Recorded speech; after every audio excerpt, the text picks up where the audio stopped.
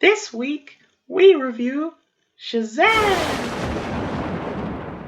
So pop some corn, grab a soda, and take a seat, because you're now listening to The Casual Cinema.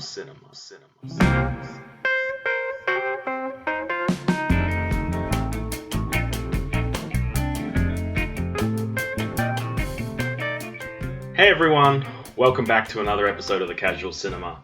I'm one of your hosts, Josh, joined once again by Nathan, and this week we will be reviewing and providing you guys with our overall thoughts of DC's latest superhero endeavor, Shazam. Now, as always, I'll throw things to Nathan first because he's actually written stuff down and I haven't. So, take it away, Nathan. What are we talking about first? Hey fellas, how's it going? Alright, I'll just start off with just my overall thoughts. I thought it was a great movie. I really enjoyed it. It was very entertaining. It was well executed. It was fun. I really liked, the whole concept of a grown man with the mind of a child. I thought that was really fun. Yeah, that's just what I thought. What did you think overall? Overall, I think that I went in obviously knowing about the character, as DC fan, or as both of us are DC fans, I knew about him, and I had to say that I really enjoyed it. I think that the more I thought about it, I guess the more I became a little bit more critical of the movie, but I still appreciated it as a really fun and enjoyable film and something that could be really great for a family. That's how I felt about it. Yeah, I thought it's definitely aimed at family. I mean, even the whole theme of the movie is about family, yeah, so I think it's a really good film for kids to go watch with their parents. Yeah, definitely. Yeah, it was a wholesome theme about family and what family means. And it's like the story of an irresponsible boy who's introverted suddenly given the responsibility to save the world. And it's like the whole thing about he's got to open himself up to a new family to realize he can't do everything alone. And I don't know, it's cute, yeah. it's sweet. Yeah, and it's also different, and I think that that's something that we always love to see in a new superhero movie, is when something new can be brought to the table. And, I definitely felt that way with Captain Marvel, and I feel that this was the same sort of story. It got something new, something different. I think I really enjoyed that relationship between Billy, the boy, and the relationship he had with the family, his foster family. I really enjoyed the dynamic he had with Freddie, his friend. I think his name's Freddie. Yeah, it is. Yeah, it is. And I really enjoyed the way that they talked. And to be honest, there were times where I kind of wished that Freddie was almost Shazam, just because I loved him so much as a character. Though he obviously was playing into that kind of nerdish kind of persona. But no, overall, I thought that was definitely the strongest part of the film, was the family. Yeah, all the foster kids, I thought they were really good. You have a diverse group of kids and they all have their own quirky little traits. And although they're somewhat cheesy or cliche, but it works because it's a cheesy film anyways. Yeah, it's great. Yeah, well, it's kind of like this movie wasn't trying to be anything amazing or anything groundbreaking. It definitely, in comparison to something coming out soon like Avengers Endgame, it's not trying to go for that epic superhero storytelling. It's definitely trying to go, or at least gear towards a more just Guardians, I guess you could say, feel, where you kind of just go in, have some fun, don't worry too much about the intricacies of the plot, just have a good time. And I think that that's the movie's strength. The film knows what it is, unlike some of the other DC films. Maybe you feel like they're not sure what they want to do, because you kind of have almost conflicting tones going on. But I feel like this movie just knows what it wants to be, and it's not scared to be over the top in terms of cheesiness. And yeah, it's so true to a comic book. Yeah, I think I definitely would agree. And if we're keeping on that same line of comparison, if I think of a movie like Aquaman, I think of the fact that visually Aquaman was obviously stunning.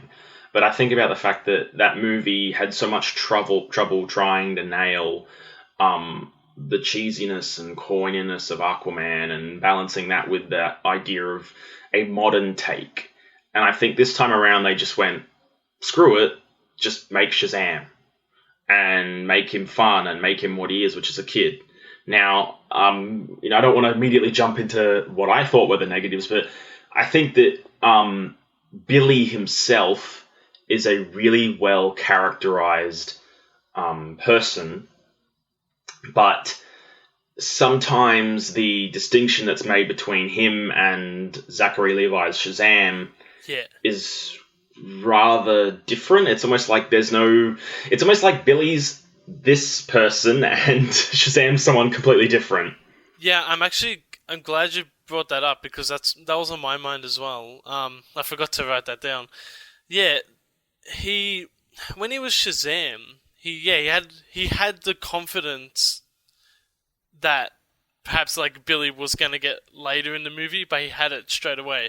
And maybe that's got to do with him, being in a different body, so he can kind of act like an idiot. But yeah, some of the stuff he was doing and the jokes he was making, and then when he was that kid again, he was back to being like introverted and not really talking to anyone. Yeah, I think the way Shazam acted with Freddy compared to Billy, it didn't match up. Yeah, that's what you mean, right? Yeah, that's what I'm getting at. Like, I still want to praise the relationships. I just think that it almost felt like you had two different characters, and I mean, it's tough though, because you do have two actors trying to, an adult and a kid trying to be the same character, and it is hard. Well, I think it's... I don't know. I was going to say, it's almost like you feel it because of the fact that these two characters have two totally different storylines. It's almost like Billy has this storyline where he's trying to find out something about his past, right? He's trying to uncover a mystery of his past. And Shazam is trying to deal with this bigger problem that is a supervillain. And you never see Shazam deal with Billy's problem, and you see Billy deal with Shazam's problem, but what I'm getting at is you never see the vice versa, right? It's not as strong as it could have been. And it's like they made them separate characters, yeah. Yeah, and I think that... in the script. Yeah, and that's probably not their fault. I mean, it's definitely not the fault of either actor, because I think Zachary Levi was really charismatic as Shazam, and he's so good as that character that you just want to see him as Shazam throughout the entire film. And that's, I guess, what leans into why these people seem so different, is because when you go to Billy, because he's dealing with a far more personal and a far more emotional, and somewhat, as a teenager, you could call it angsty issue, it seems so different to the way that Zachary Levi is portraying, I guess, this other version of Billy. And I think that's probably why there's such a big distinction, or I felt that there was a distinction between the two of them. Yeah, I totally agree. That probably is the biggest issue with the film, I think.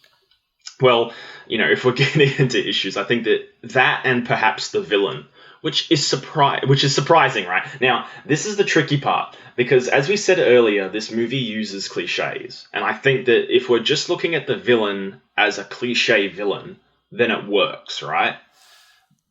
But okay, look, before we get into it, I will say it was good to see the villain given a backstory. Yeah, I agree. And it was a somewhat decent backstory, and it fit into the plot quite well. Like, it's relevant. Mm. It did go for a bit long.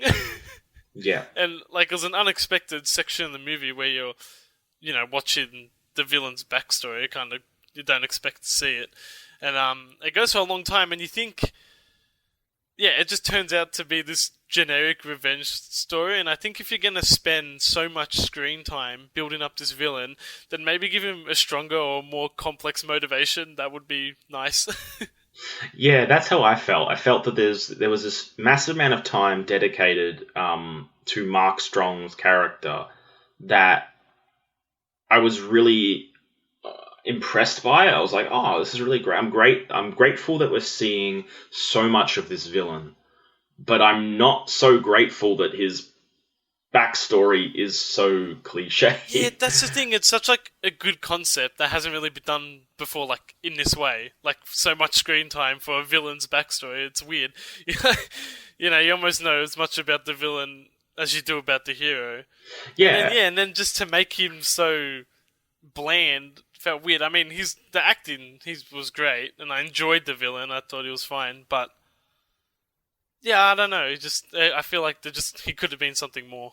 And I think that now that I really think about it, it makes me wonder if The Rock's or Dwayne Johnson's Black Adam would have just been better suited. Because the truth is, I really like Mark Strong's villain in this movie, and I think I wouldn't say I don't like him. I like the concept of him, and that is that I liked what they did with him and how his powers worked. And, you know, obviously, if you've seen the trailers, you can see by his physical appearance that he's got this scarred eye, and how that plays into the story. I won't reveal too much more than that, but how that works is actually really interesting, and I thought that was really creative. But it makes me wonder if they included Black Adam, this character who was, I believe, an Egyptian, I think it was like a pharaoh, or he was something like that, who acquired the powers of Shazam, or something similar to that, I think it would have made for something that was a bit more interesting and a bit more in depth. I think it's just it's too much to do in the origin story, because, you know, he's a big villain and he has a lot of his own story to tell as well. So maybe they just thought it was too much.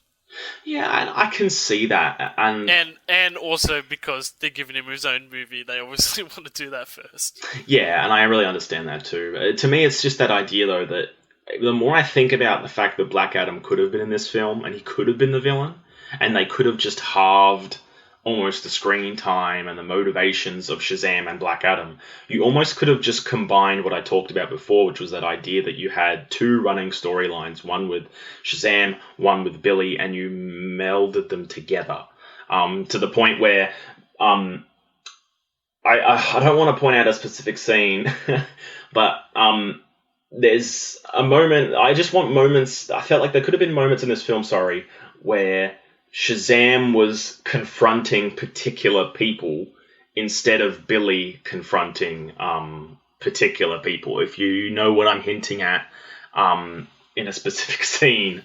I have no idea what you're talking about. Okay, well, I just mean that I wish Shazam had a much more, I guess you could say, involved part to play in Billy's dilemma. Because I think that otherworldly, bigger supervillain thing could have been Black Adam, and it could have been this big, epic thing happening here, and then Shazam could have been dealing with something a lot more at home over here in another place. But that being said, everything that you get with that very personal backstory, everything with Billy, is really well done. And it's never bad, or it's never overplayed in any kind of way. The only issue is, as we've talked about, is the fact that you get Billy, this angsty, or somewhat angsty at least, teen who doesn't want to be involved in any kind of family dynamic, and then you have Shazam who's having fun with Freddy. It's just it kind of splits a little bit. It kind of splits this character, which I guess it already is, but it's hard to describe. Do you know what I mean? It's like two different things are going on, and you just want them to be one person instead. I guess is what I'm getting at. Because you got Freddy and Shazam like mucking around, as seen in the trailer. They're like practicing all the powers he has. It's in the trailer. Yeah, so it's not a spoiler. Yeah, it's not a spoiler.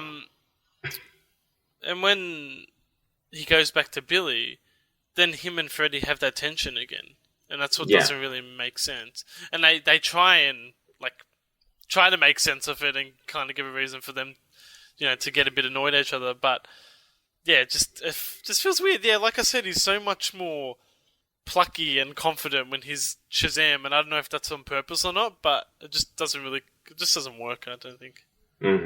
Yeah, I have to agree. But that being said, once you get over that hump of... it's a small problem. Yeah, well, once you get over the Billy dilemma, and that's all resolved, and you start to get into the climax of the film... A lot of critics, I should say, have criticized this third act, and I don't know why. Like, it's not overly criticized, I'll say that. But when the movie reached its third act, that's when I was having the most fun.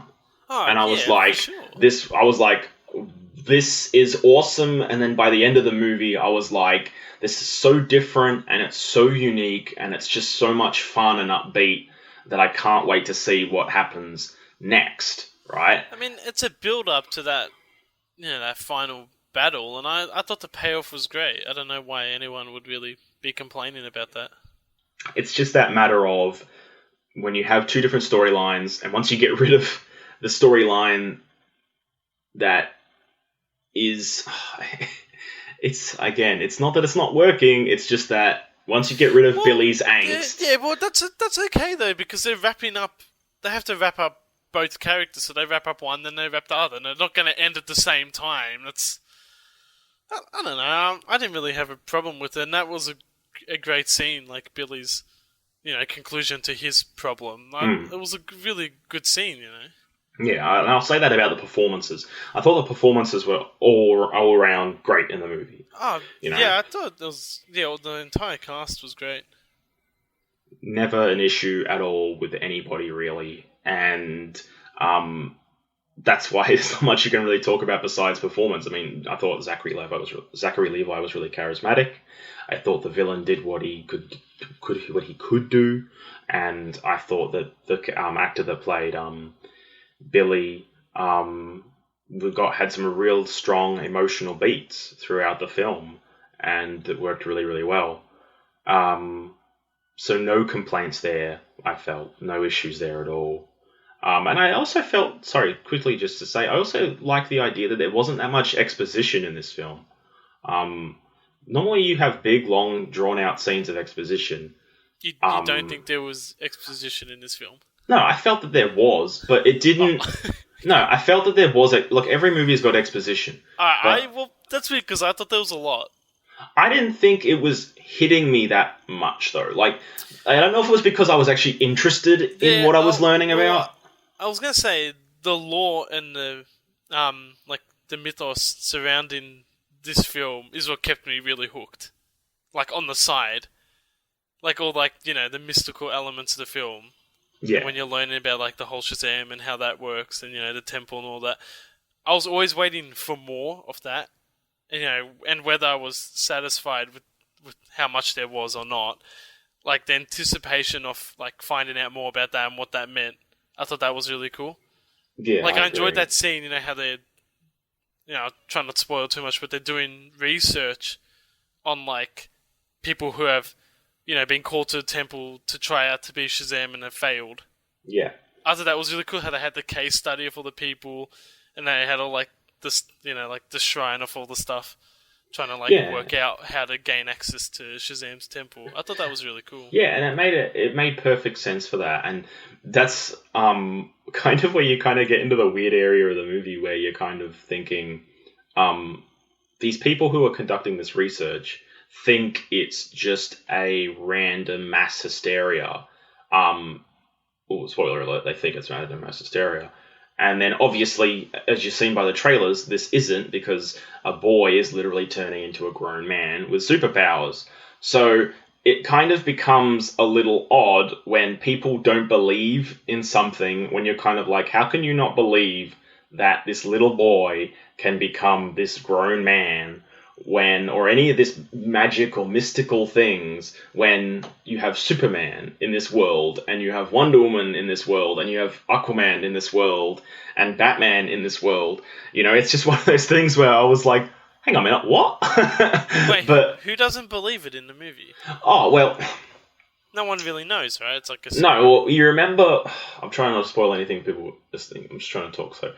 When Mark Strong's character, the villain, before he enters, let's just say, the door, he's talking to the other female scientist or researcher, and she believes it to be an event of mass hysteria. She believes that it's just a random event that all these people... Okay, but you also got to remember although there are these superheroes in that world, there's no magic, right? This is the introduction to magic. Yeah, but it's kind of like... My thing is this, right? It's like... It might be the introduction of magic, but if there's all these things that are happening, you gotta have at least an inkling of okay, that could happen. You know what I mean? It's like... These movies don't work unless there's dumb people that are oblivious to everything going on in the background, right? Yeah, I guess so. Moving on from that point, now that it's kind of made redundant. Oh, sorry. No, it's okay. alright, don't worry. You're right. Yeah. Yeah, I don't know. Visual effects.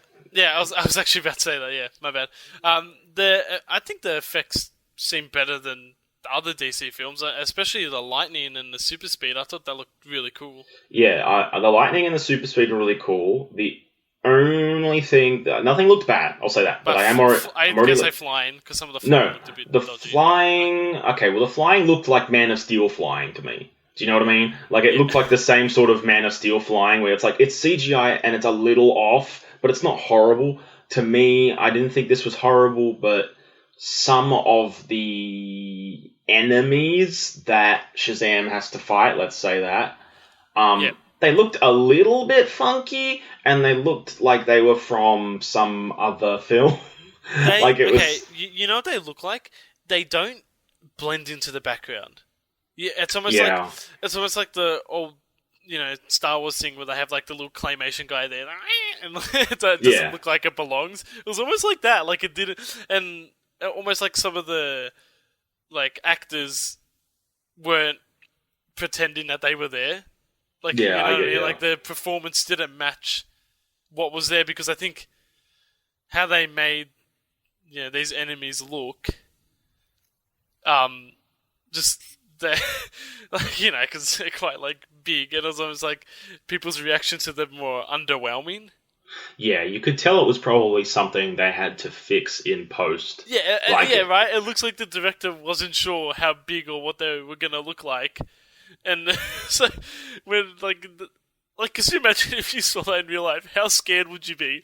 No one's really ever that scared. It's as much as I feel like a normal person would be in that situation. Yeah, of course. Yeah, I completely agree with you.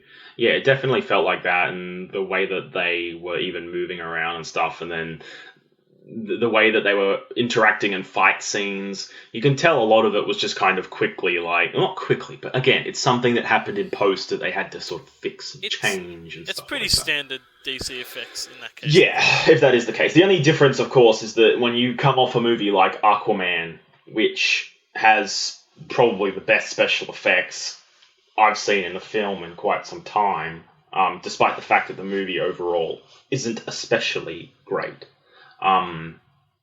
It's kind of a weird comparison, but obviously you're dealing with two totally different superhero films, so you have to kind of take that with a grain of salt and step back and kind of go, okay, this is not Aquaman, so just think of it like Shazam. So I didn't go into it going, I'm going to get Aquaman, but obviously I have to make some sort of comparison. Well, I haven't seen Aquaman.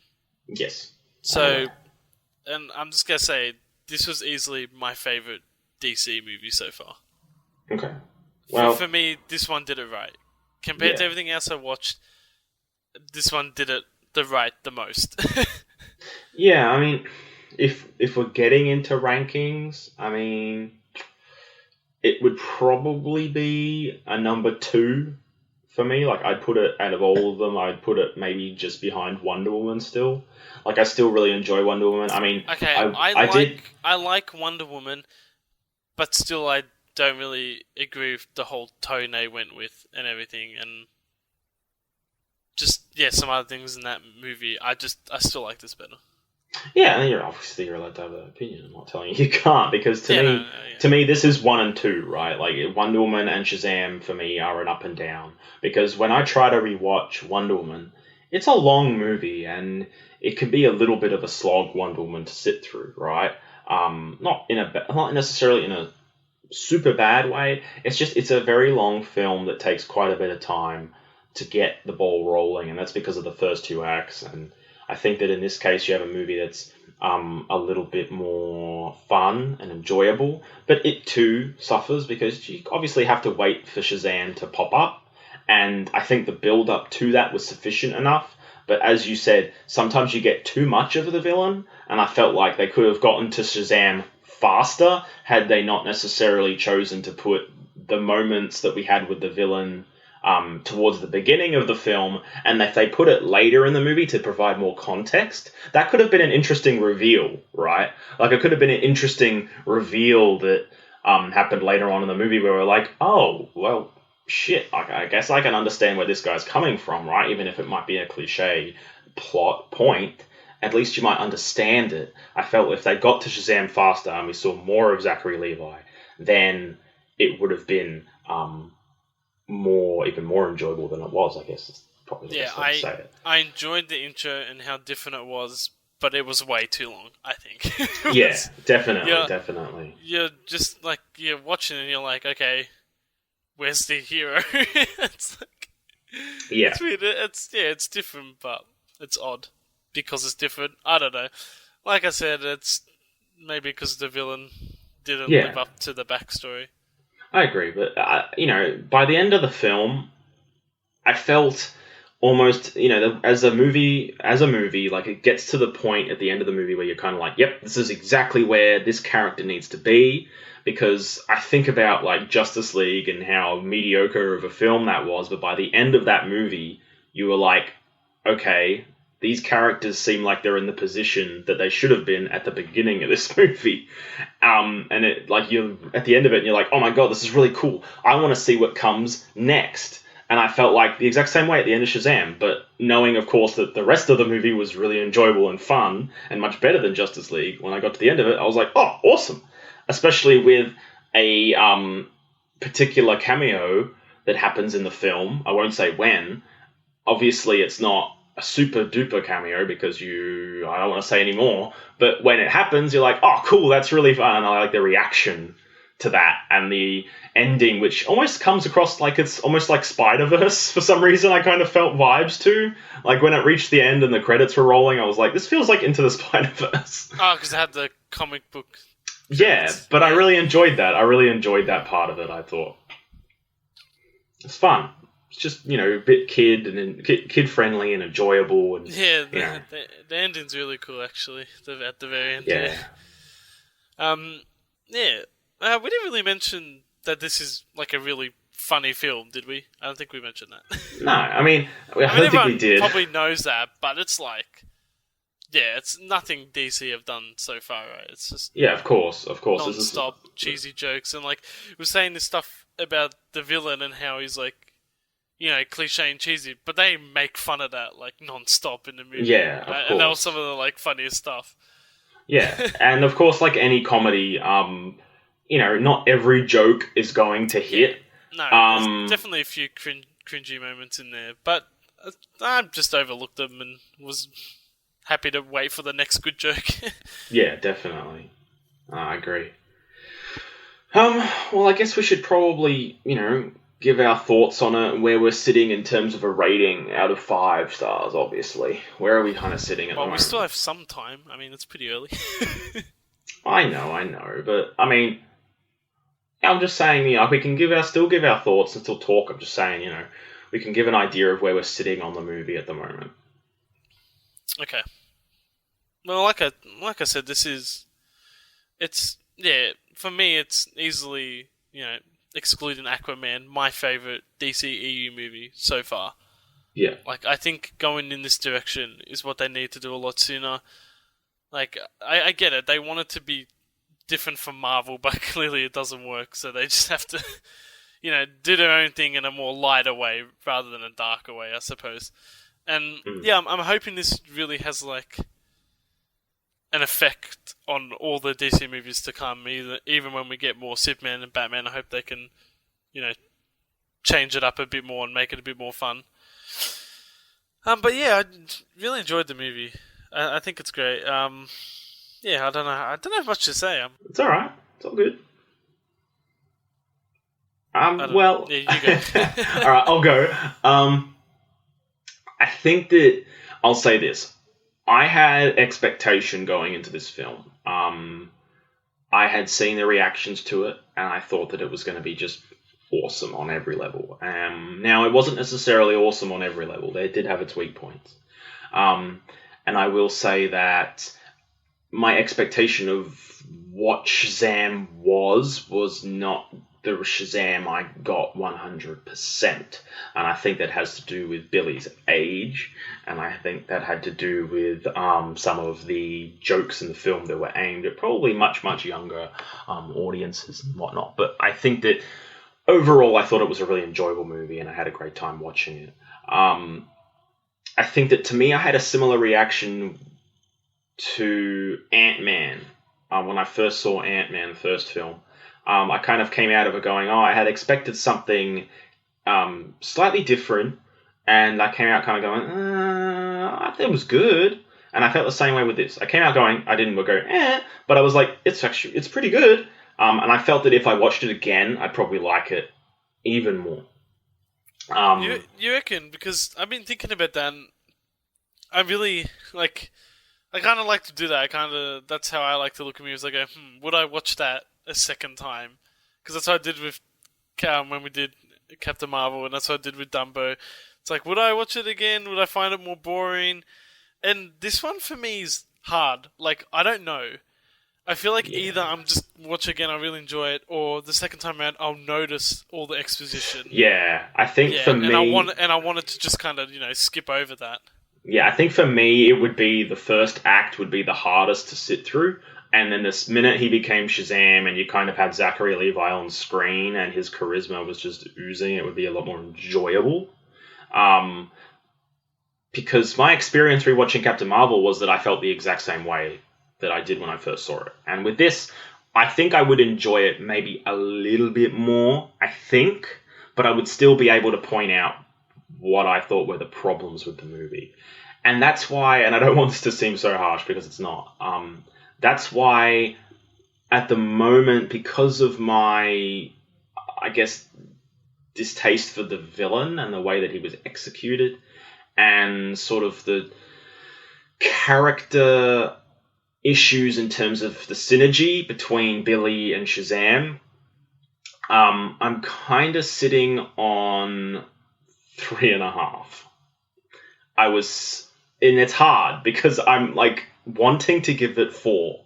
I'm wanting to, but I think that tonally there's issues with this film that aren't completely noticeable, because of the family dynamic, which definitely elevates the movie. But I can't ignore the issues that are there. So I was thinking 3.5. Okay. So is that your final score? Yes, that's my final score. Okay. Yeah. All right. Yeah, I was thinking of rating this one pretty high as well. I'm kind of because obviously Captain Marvel's is the most recent superhero movie that came out before this, so I kind of think, well, I gave that a 4 out of 5, right? Yeah, I did. Yeah. And so I'm just trying to decide if I like this one as much or more than Captain Marvel. Yeah. And I think I probably had more fun, but like you said, there's other like plot elements and character elements that make it want to like lower my score. But I think I'm gonna give it a 4 out of 5. Okay. Lightning bolts. Because it's a really good film. It's a great family film, and for me, it's a real big step in the right direction for the DC movies. Yeah, I totally agree, and I think that the next movie that we see probably won't be in the area of fun for the whole family. Obviously, the next movie being the Joker, or just Joker, I think it's called. So that probably won't be so family friendly, but I think that if we can see DC do or make films that are more genre-based like this, are more geared towards specific audiences and are unique and are a little less formulaic, then at least it might differentiate it a little bit. Because that's a really good point. Because Joker does look like a more mature movie, but that movie looks like really good. I mean, there's only been one trailer, but I think it looks awesome. And maybe that's it. Maybe that's what DC needs to do. They need to do something different with each film, like even more than Marvel does. Maybe that's their thing that they need to do. Yeah, rather than sticking to a formula like clearly Marvel does, right? All their movies have such like similar things going on. Yeah. Maybe if DC make these little like separate films that can be like their thing that makes them unique. Yeah. If that makes sense. Yeah, it does. It totally does. Well, I guess it's a matter of just seeing what happens, really. Anyway, guys, it's been fun. Probably going to wrap it up here. I hope you enjoyed this episode. Of course, you will see us again next week. Talking, of course, about the next upcoming movie, which is Hellboy. So stay tuned for that, and we'll see you guys later. See you on the next one. See you guys. Shazam! Okay. Okay, that's all. Please stop.